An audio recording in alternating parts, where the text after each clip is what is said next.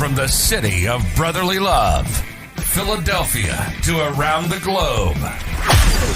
You're listening to Shark Bite Biz, your exclusive place for business strategy, sales, marketing, and tech in the roaring 20s. And now, here's your host, David Strausser. I'm your glamorous host, David Strausser, and it's time for another epic episode of Shark Bite Biz, your place to learn how to grow a business during complete chaos. We have another rocket show for you all today. Another one of my good friends is coming in here to talk with us. In fact, this is the guy that gave me my big break. The person who really allowed me to form into how I am today. You all heard me speak about the events that I've done in my past, and it was actually today's guest who believed in me and said, well, yeah, this is kind of crazy, and you said it's a business event, but William Hung is going to be the keynote speaker and performing? You know, he said that scratching his head because it was a little bit different. You're going to serve dessert first? Calling it an anti-luncheon? And I was like, yeah, that's about right. Today's guest just said to me, you know what, David? This is something different. It's way more different than I think what we've ever done. But if anybody can pull it off, I think that person is you. So I'll back you. Let's do it. He then went backing me and literally cutting down all the red tape with his machete all the way. And it really allowed me to make a huge difference. It really changed my career trajectory. In fact, it not only impacted me personally, but I think it had a positive effect to the industry as a whole, that being the ERP industry. And it really changed how Vision 33, my day job, how we do our promotion with SAP Business One. So it really had a lot of impacts. And because of what our guest did for me, it allowed me to achieve that level of success, so I am forever grateful to him. That story aside, though, we do have one of the country's most respected realtors on the interview for today, and we're going to discuss how COVID-19 has impacted the industry, current inventory levels, and what you need to look for in a realtor these days. So who is today's guest? Ryan Asao. Ryan Asao is an influential and respected realtor in the San Gabriel Valley and surrounding areas. He has served on numerous leadership committees and was the 2012 president of the Arcadia Association of Realtors. Ryan has a passion for education and loves his realtor family.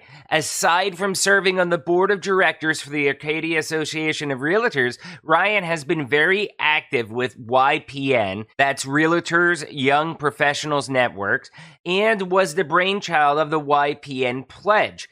He serves as the vice president of the Mount SAC Foundation, chair of the Young Executives Committee at the City Club of Los Angeles. That's where he helped me out with my events. And he serves on the board of directors for the California Association of Realtors, serves on the board of directors for the National Association of Realtors, and a proud graduate of the National Association of Realtors Leadership Academy in 2018. So in other words, this was a very long way of saying that Ryan is very accomplished and he is very active in both his community and with the realtors nationally. So without further ado, let's bring Ryan on in here. Reach your customer. Ryan, welcome to Shark Bite Biz. So glad to have you here today, man. Good to see you, brother. How you been? Good. So I know who you are. You and me, we go back a couple years now, I think, probably 3-4 years.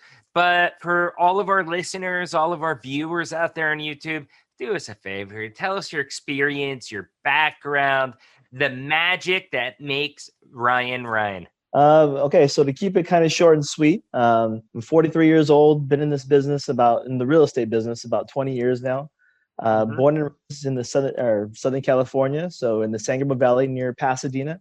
Grew up in a small city called Temple City. Fast forward, played sports, had a child at 20. So that was my Yeah. story. So I was a young parent, and that made me grow up fast. But I think that's what makes me who I am, and that's my big why is my kids. So I I have three had people. my 17-year-old who's 17 now. I was only 19, so I'm right there with you. I know exactly. So my oldest is 23. She's actually working on my team now. She's my marketing director and transaction coordinator and all that fun stuff. But she's a great asset to my team. So I have a real estate team now. But Yeah. 16-year-old son in high school, and then a 14-year-old son that's about to go into high school. So that's my big why. I always tell people everything happens for a reason. So my two Yeah. models in life are you make your own luck, and no matter what life throws your way, you roll with the punches. So you'll have your Oh. ups and downs in marriage and life and career, but you stay focused, you have your goals, you're going to be able to make good things happen for your family. Oh yeah. Oh yeah. Definitely. Definitely. And that's some solid advice to live by. So I got a little story for you. It's been a minute since we've chatted because I moved out here to Philly and left you back in LA. I know, miss you in But LA. yeah. So do you know Alea Harris from the City Club? Alea Harris. Alea Harris. I think so. Okay, okay. Well, it's a small world. I do not know her personally, Right. but we were talking. Her episode just came out. I believe it's episode number 44 on the Shark Bite Biz podcast.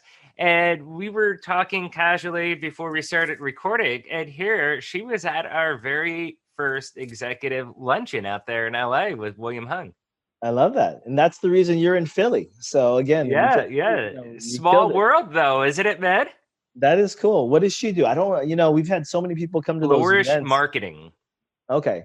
Yeah, I mean, that was one of the special things we did at the City Club. I'm telling you that a signature event, but because of this whole COVID world, we haven't been able to go to the club pretty much all year. So I have been playing a Yeah. little bit more golf. So that's been a blessing because golf is the best, I think, COVID sport right now. But Yeah, otherwise, we have the Pyramid Club. So my viewers know about the City Club. I reference it often because I have had many good friendships come out of there. It's the business club that's out in Los Angeles. That's also where I met Ryan. He was the head of the Young Executive Committee, and that's the person that kind of trusted me with my weird ideas as far as putting on these shows out there that turned out to be smash hits with our anti-luncheons.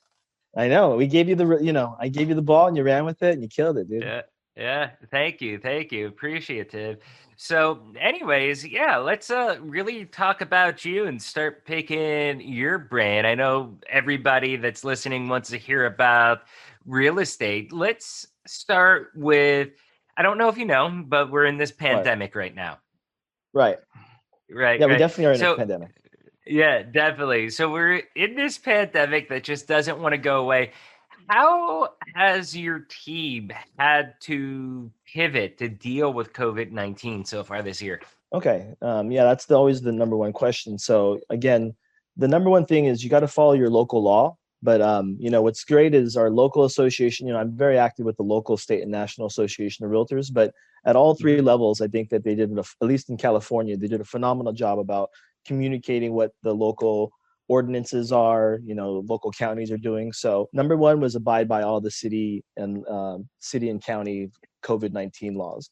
So we can't Right. do open houses still. I don't. Some states might be able to, but I know in California we're still not able to do open houses. So it's scheduled. I think it's how we've had to pivot as a team is do everything kind of virtually. So we kind of did. We've moved to the Zoom platform to do a lot of Mhm. buyers consultations, a lot of listing presentations virtually. When we're listing properties and selling properties, we're doing things called Matterport, which is kind of like a 3D virtual tour so people can kind of walk through a house as if they were physically seeing it. And then if they're a serious buyer, we're asking them to send us the pre-approval letter, send us the proof of funds, make sure they're actually real buyers before Mhm. we'll let them actually walk the property. So it's a little bit more work and we have to like wipe down the property after, certain parties go through it. So A little bit more work on our side, but we just make sure that, everybody stays safe. And I think we've been blessed as a team that nobody's got COVID. Our families are Right. safe. So that's the number one objective, I think, right now. Are you cleaning the houses yourself, or do you bring in a team? How does that work? A lot of times we will. So, you bring the Lysol, you bring the, disinfectant wipes, and you just kind of wipe down certain services. But we do ask them to wear booties and then wear gloves and masks. So a lot of Okay. times, if they're wearing the gloves and masks, then we shouldn't have to worry about wiping down too many surfaces. But like the lockbox, the keys, if people are using that, we'll make sure that we disinfect those type of things that people actually physically touch. How have the customers taken to that? I think it's the new normal. Like we talk about that now. This is like one of the big words for 2020. I think we've had to adapt, and because of the low shortage of inventory. So, kind of a real quick state of the industry. I mean, we've had inventory issues going back to 2019, but going into a COVID environment where people don't want you to be in their house, and people have held off this year of selling their properties Oh yeah, because of COVID. I think throughout the country we're having inventory issues. So that's and then the low interest rates. We've had all time, this is historically low interest rates, where some of our clients have got under 2.5%, 30-year fixed financing. So that's like almost free money. You're never probably going to see this again in our lifetime. But again, so that's like the perfect storm for a housing boom. So first quarter was great. Our team came out the gates firing. Second quarter, everything shut down, so we had to pivot and kind of just stay home. And LA County was probably one of the most strictest areas throughout the country as far as the shutdown. And then after that, third and fourth quarter, we've actually come out the gates firing again, and our team has done actually really, really well. But it's all relationships, so I think that it's because we've been active with educating our clients about what's going on and staying in front of them. A pro tip that I'm telling everybody right now, because I'm going to give a couple pro tips throughout the call, but for people in sales, I always tell people work harder in the fourth quarter. So this is the time that we're making a lot of care calls, and the care calls are not something where you're asking for business. You're just checking in to see how everybody's doing. You're saying, hey, just want to make sure everybody's safe. You guys, how you guys dealing with the COVID, this whole crazy world that we're living in. We're excited to see 2021, but I think eventually, they're going to call you, or they're going to remember you when they have to do something, or they need a referral to you. So that's kind of how I know you too. I remember my story about you too is I referred you to Chris, who helped you find a rental property out there too, right? Yep. And eventually, we did a virtual showing as well too. So we did it through Google Hangouts. I gotta tell you, my experience. So we did it obviously before it was cool. And my thing about that is you have to have trust in your realtor, because while you're looking at it through a video call, I mean, it's still limited. It gives you an idea, but it didn't give us the true complete idea as we're trying to piece it through the heads and our heads and looking at pictures. And ultimately it came down to, when we were talking with Chris, who will eventually be on this show one day too, is, Chris, which house is bigger? They were both the same price. And he's like, oh, by far this one. And that's the one we ended up in. And then he forgot to tell us that there's a staircase leading right up from like the main living room to the master bedroom, with no door, no privacy curtain or anything. So the kids just walk right up in my bedroom whenever they want. He did that on purpose, probably. He probably did that on purpose, Steve. He did. It's a very open house. But when we first got there, it was like huge. We were amazed because it's cheaper than when I was paying out in LA, and it's literally like 5 times the house and a huge yard. And it was just so open. But there was, at first, because of how open it was, the staircase, we were kind of like, we love the size, but it is a little weird. It took about 2-3 months living here, and then it did grow on us, and now we absolutely love this house. We actually want to buy this house when the landlord's ready to sell it. But I love it. Yeah. I mean, that experience, though, there was a little bit of a disconnect. Now, obviously, this was before the pandemic, so I'm sure that showing houses virtually and things like that, probably some improved methods. But do you see that at all, as far as they see it on video or whatever, and they think one thing, then when they go to see the house in person, they're like, oh God, no, this is horrid. So that's where I think that the Matterport is kind of like the standard right now as far as the Mm-hmm. gold standard for virtual tours. So I think that Mm-hmm. you have Oculus and like those 3D lenses. You can actually walk through the house as if you're walking through the Oh, house. wow. You could look at the ground, you could look at the sky, So it's or fully you. 3D So it's fully and you're 3D. using Oculus. You can. So I mean, buyers that are that sophisticated, because you have to have that software. But I think that's the future. You I think don't that provide those though? I'm sorry for interrupting, but you don't provide those though as a realtor to help you get the sale? that's a great question, but I don't think any that not that's why I was just about to say that. I think that is the future where people are going to come into my office. We're going to have a Uh-huh. virtual room that you actually put on the Oculus. You walk through 20 homes virtually, and then you see them. You see the best ones you like, three or four of them that you like. That after it pulls you in virtually, so I think it saves time. But I don't Mhm. know of any realtors doing that because of COVID.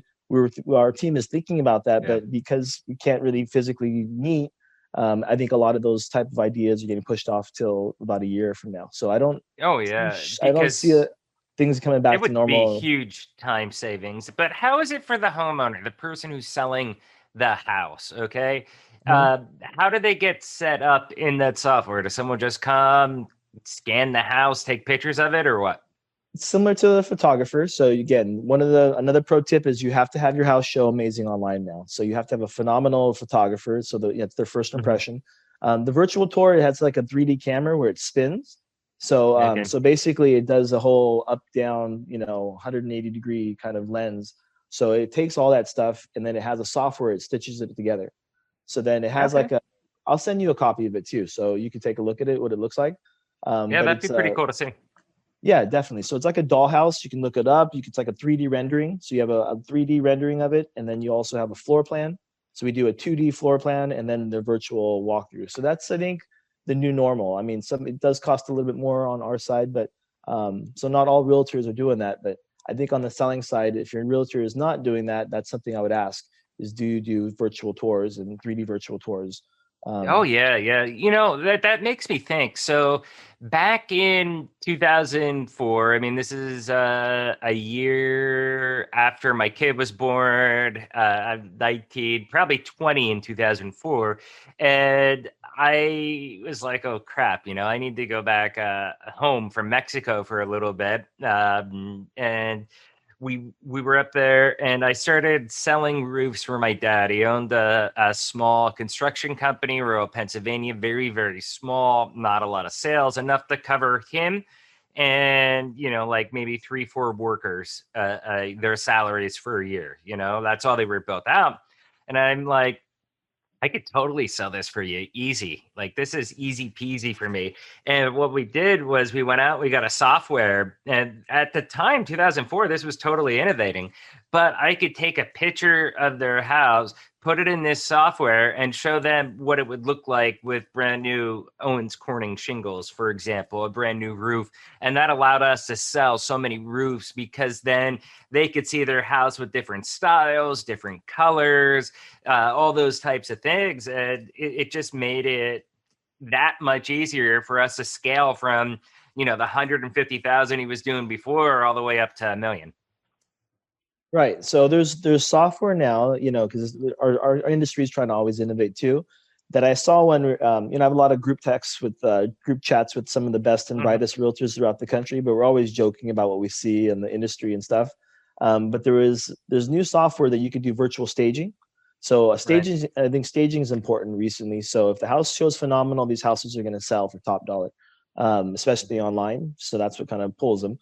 Um, but then there's a thing called box brownie that our team is using, and actually you could take out clutter from a house. So I've seen houses that had like that hoarders were living in, and this is when those people get paid the most. We were talking about on our chat because they took out all this stuff and just made it so it was an empty room, and I couldn't believe how phenomenal it looked. It was crazy, but they're able to Wow. do that those type of things, or put furniture in that's modern even though the furniture is older, and then you just have to have a disclaimer saying that, these are virtually staged pictures and stuff like that. It is the room, but those are the type of things you can do as well in a COVID environment. If you don't want people coming in your house, or your house I've doesn't got to look. admit, I didn't know that many people, that when people were selling their house, a lot of the furniture, stuff like that, was actually staged up until a few years ago when I actually sold the SAP Business One, or with Vision 33, the ERP, you know about that. Yeah, yeah. I sold it to Meredith Bayer, which is one of the top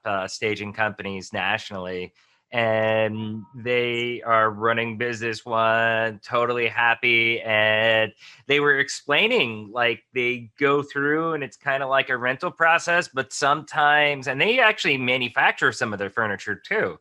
And sometimes they say that, you're selling a house, the homeowners find out, then the new homeowners find out, oh, this was actually just staged, but I love it like this, and they want to keep it like that. So then they end up buying the furniture then to keep the house like that too.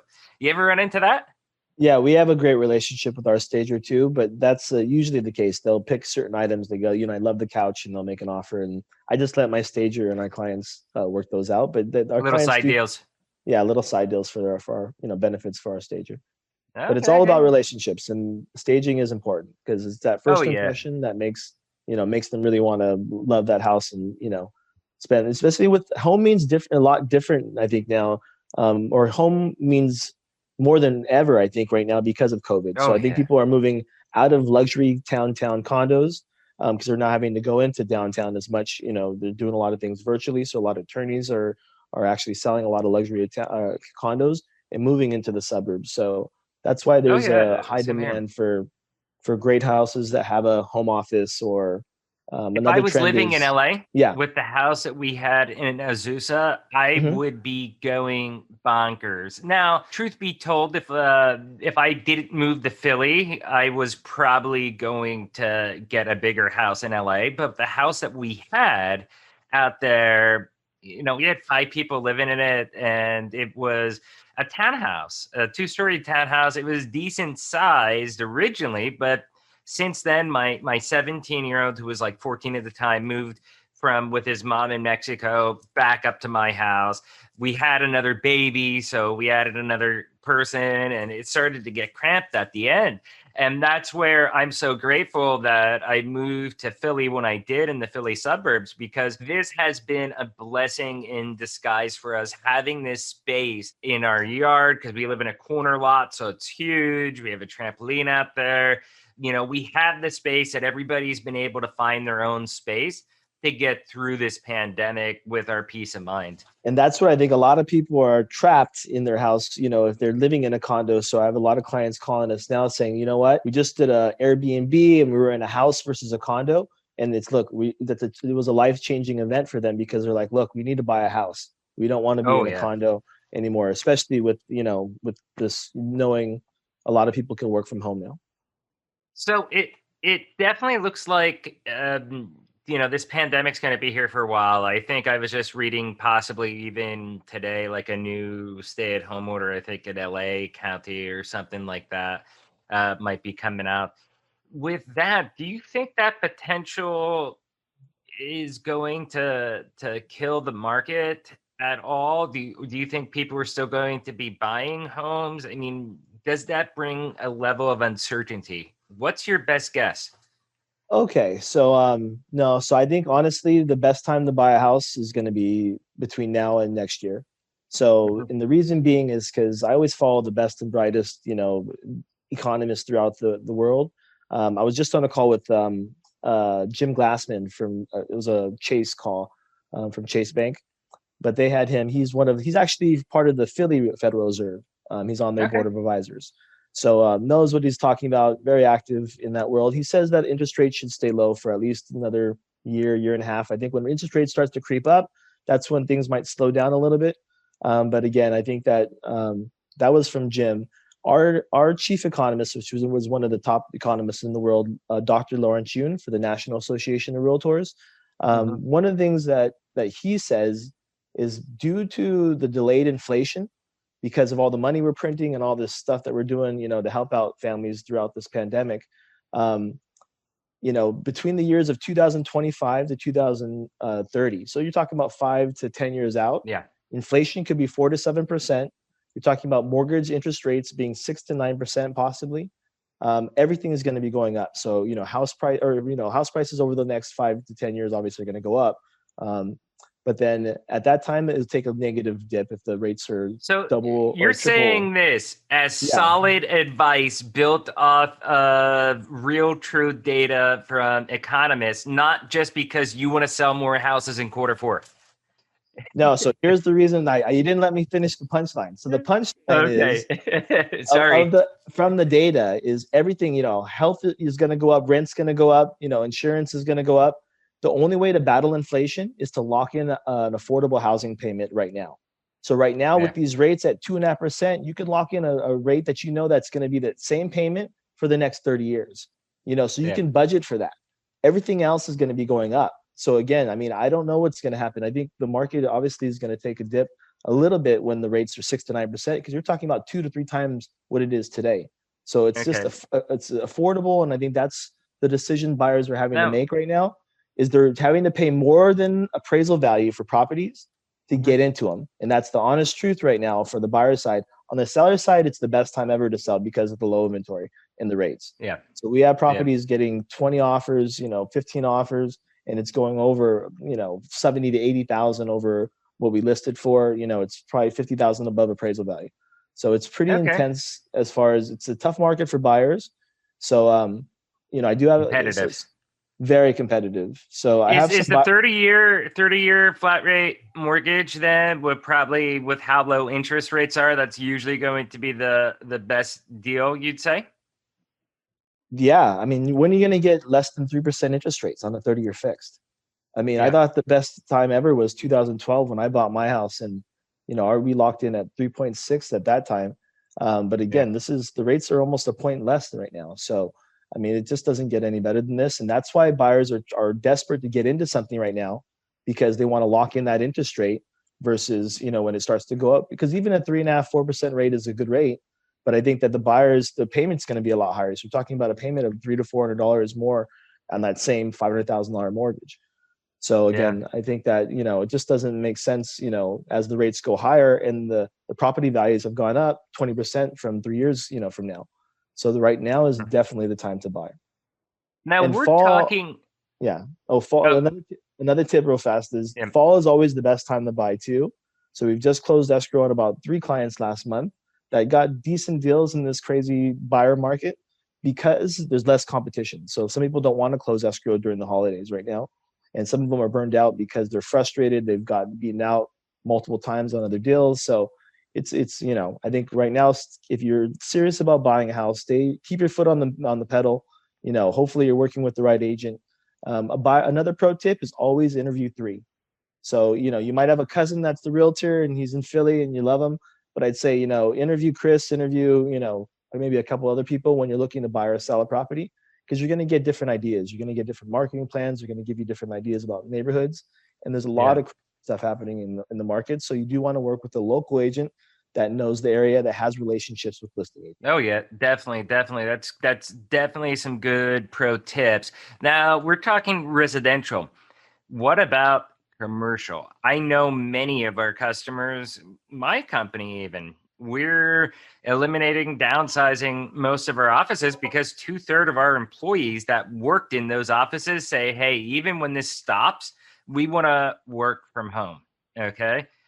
So how bad is commercial real estate right now? I feel for those commercial practitioners. I've had some, top producers that says, look, I've sold 2 properties, or I leased 2 properties this year when they're usually selling properties.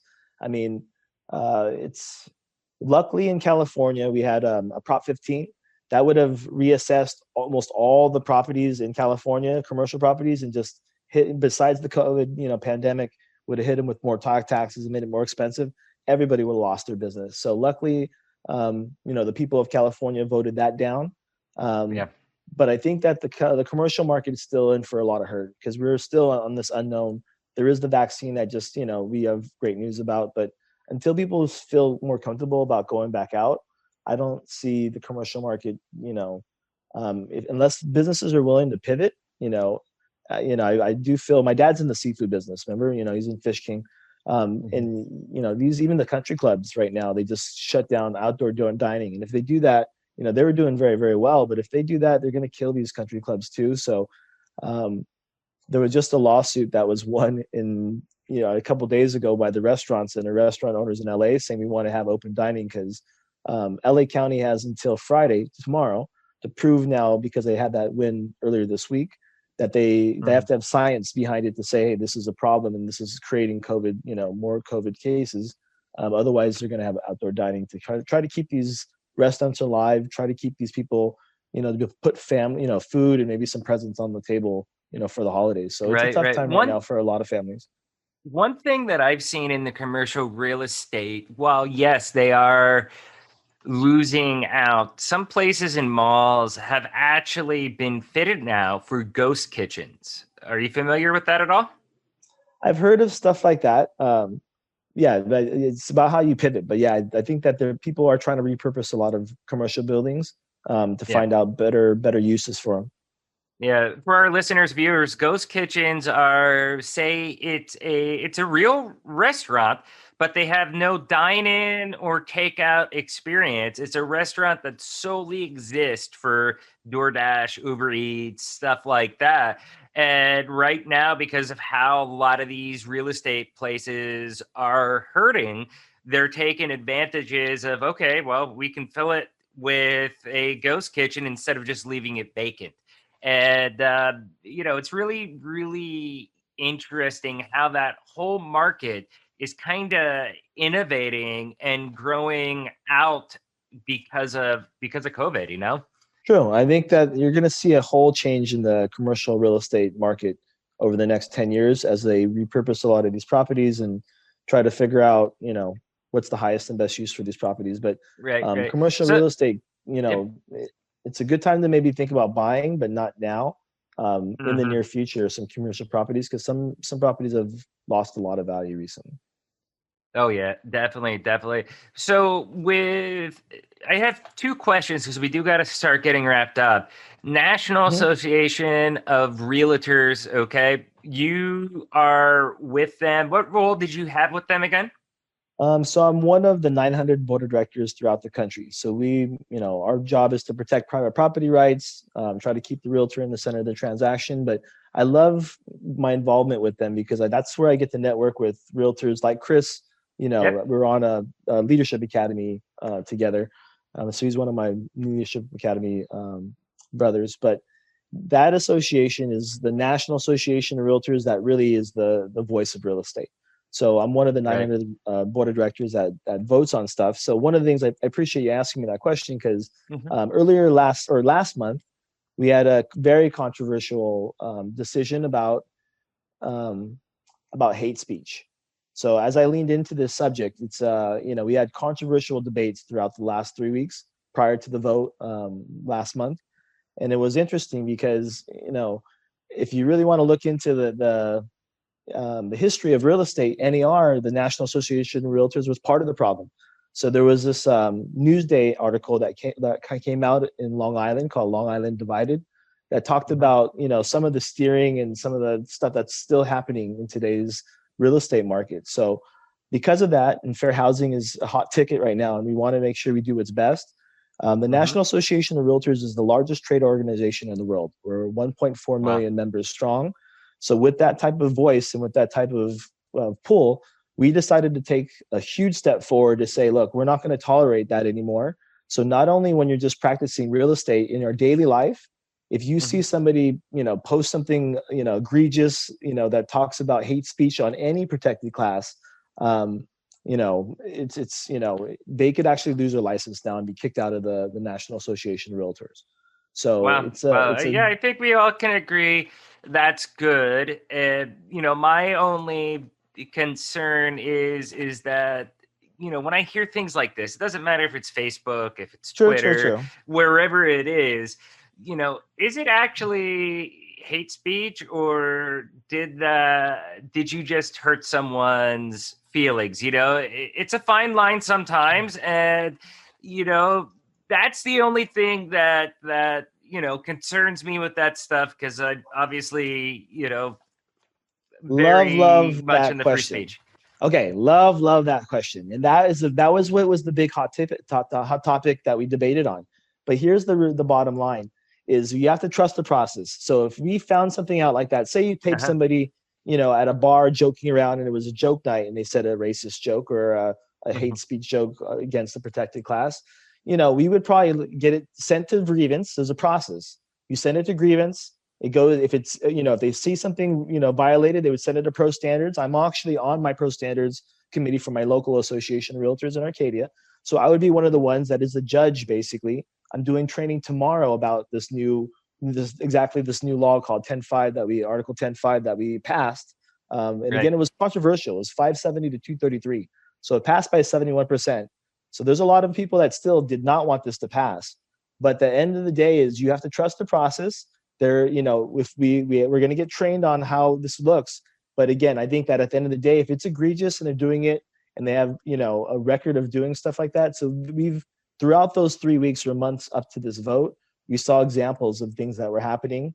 There was stuff in the news in Arizona. I don't want to talk about some of the bad stuff that I've heard over the last 3 weeks that are happening Oh, out there. no. I think, like, how you're saying about that, I think that's a better way. I think I think Facebook should have better process, I think Facebook has started to implement something like that, but put it to a diverse committee of people Right. on all sides. And if it goes through the process and they're like, hey, yes, this This is is bad. This is possibly really, really considered. bad. Right. Yeah. And Put it that's to that and let the people, let them say yes, yes, yes, yes, yes, it is. And then bam, it is. Some things are obvious, but right. there's other things that are, right on the borderline that you could take it one way, but maybe that person actually meant it in another way, and they have no idea that it could be meant bad. True. And a lot of realtors aren't leaning in and they don't even know that this law passed. So I think that there is going to be a learning process over this, but it's an education piece. And I think that it makes me proud to be a realtor for making, these type of votes where we can put this forward. Well, I look back in my life and say, that's the one time, a few times I've really made a difference, I think, in my career as being a realtor. And I think that was one of them. Okay. So one last question before we get your contact info. What should we look for in a realtor? You've already told us to interview 3, but what type of things should we be asking?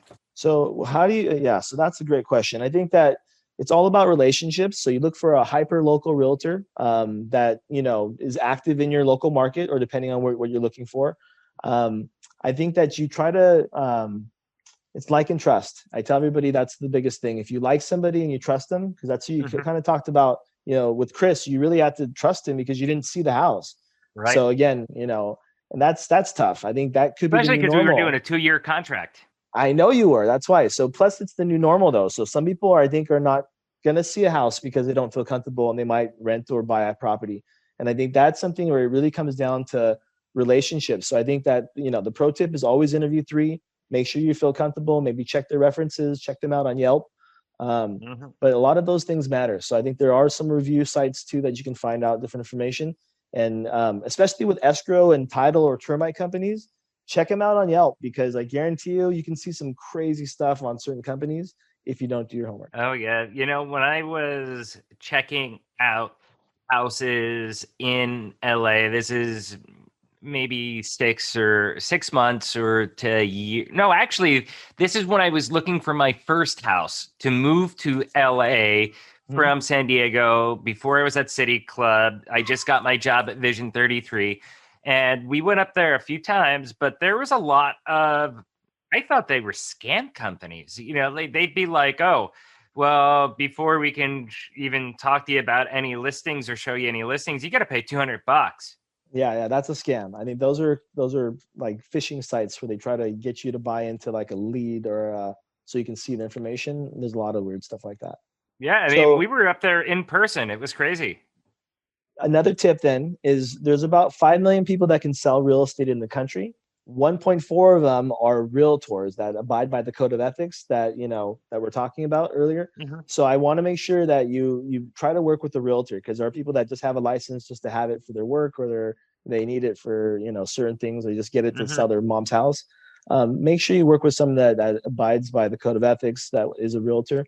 And or if you need a good realtor throughout anywhere in the country, that's what you need to take my information down for, is because I can refer you to some of the best and brightest anywhere in the world. Yeah. Like I said, I was moving to Philly, and he's like, "Hey, one of my best friends besides you, David, it lives out there in Philly," and totally hooked me up. And Chris Beedling's his name in Philly. He will be on this podcast eventually. He's just really busy right now. But anyways, Ryan, how can people reach out to you? Okay, so the easiest thing, if you want to get in touch with me, if you're coming to Southern California, my team is never busy or never too busy for your referrals. So we'd love to help any family, friends that are coming to Southern California, most likely in the Pasadena, San Gabriel Valley area, about a radius about 10 miles between downtown and the San Gabriel foothills. But my phone number is 626-253-4557. Otherwise, you can take a look at our website. It's www.think, THINKRE like real estate, and link, LINK as in kite.com. That's my team. So we have 3 other realtors that work with me, my daughter, a phenomenal team behind us, and a contractor, a handyman. And that kind of makes up Think Relink. But otherwise, you can search me on social media. What's luckily is my last name is pretty unique. So it's Ryan, last name's, so it's RYAN, last name's ASAO. O is an octopus. So you can find me on LinkedIn, Twitter, Facebook. Those are the best ways to contact me. Perfect. Hey, this has been fun, interesting, and you made real estate fun. I appreciate it, man. So hopefully, we got some, or the listeners got some value, and I appreciate. It's an honor to be on the show, David. No problem, man. Thank you for everything you've done throughout my career the last few years. I mean, you really helped unlock it. And now that I got this show, this is my way of paying you back. So, plus you taught me a thing or two. So thank you, man. Appreciate it. And we'll catch up later. That was good. Cheers. Take care, David. Bye, guys. Yep. Oh, man, I love Ryan. Such a great interview and an amazing friend. Like I said, big shout out to him once again, because it was Ryan who believed in me and gave me my break that really helped shape my whole career and was a real crucial pivotal point for me that helped define who I am today. So thank you again, Ryan. You're amazing. And I love and appreciate your friendship. First, I gotta remind y'all, if you enjoyed this interview as much as I did, please smash those subscribe and like buttons no matter where you're watching or listening. Whether you're on YouTube, Spotify, Deezer, Google Podcast, iTunes, Amazon, Audible, wherever. Just smash that subscribe button. And if you really want to help, please share this video out with your network. Come on, let's get Ryan and Shark Bite Biz trending. So let's get back to Ryan, okay? He had some great advice, not just for the real estate market, but sales in general. Many salespeople and businesses out there run things, on monthly or quarterly cycles. Quarter end, year end, that is huge in my industry because, we do SAP business. SAP is a publicly traded business. They have to do the quarterly revenue reports, and basically our sales impact that report. So a good portion of people end up emptying their pipelines in quarter 4. Well, if you're successful, I guess you could say. And it really leaves it to where quarter 1's down because you sold everything in quarter 4 and you kind of lost focus a little bit, okay? Now, this goes back to something I've said on the show throughout the whole history of this podcast. It's keep one eye on the present, but you also need to keep one eye on the future. The decisions that you make today are going to directly affect what happens tomorrow and will ultimately determine if you reach your end goals or not. So with that in mind, everybody, they're all hot and heavy trying to close up Q4 strong, especially during this year with the pandemic. How many people are actually looking ahead at this point, okay? How many people are starting to think about Q1? I think we're just too busy all the time thinking about the now, okay?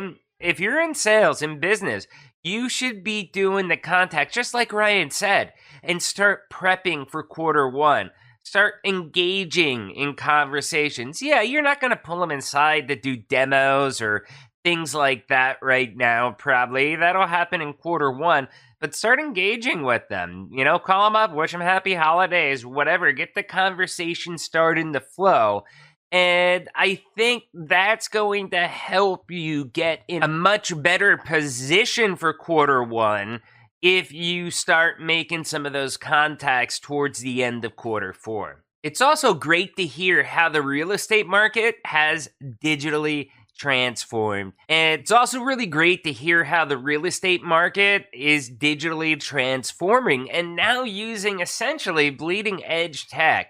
In times like these where you can't really do things in person like we used to, being able to use VR to do a walkthrough of a home you might purchase, wow.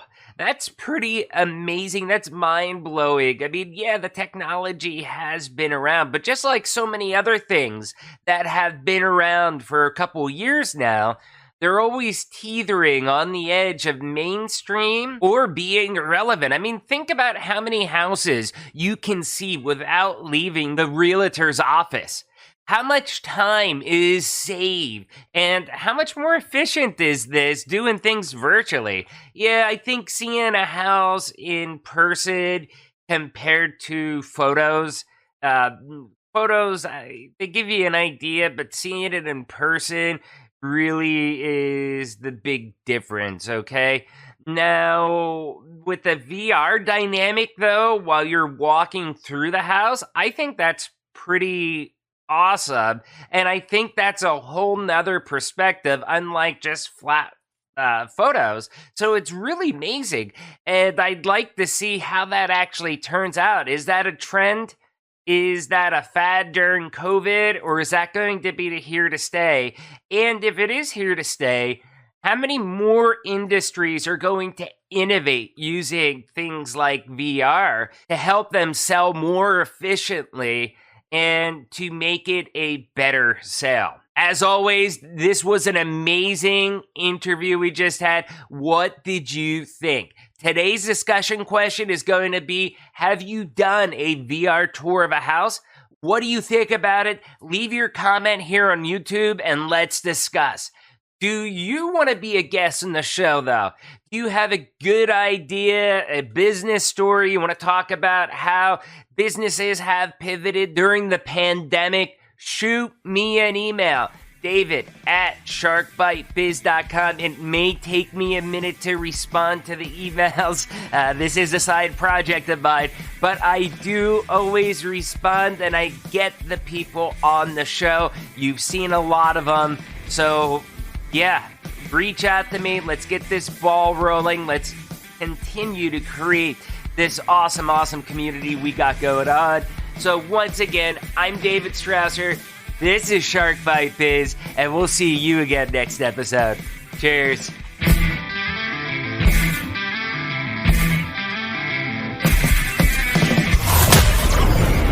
Thank you for listening to Shark Bite Biz.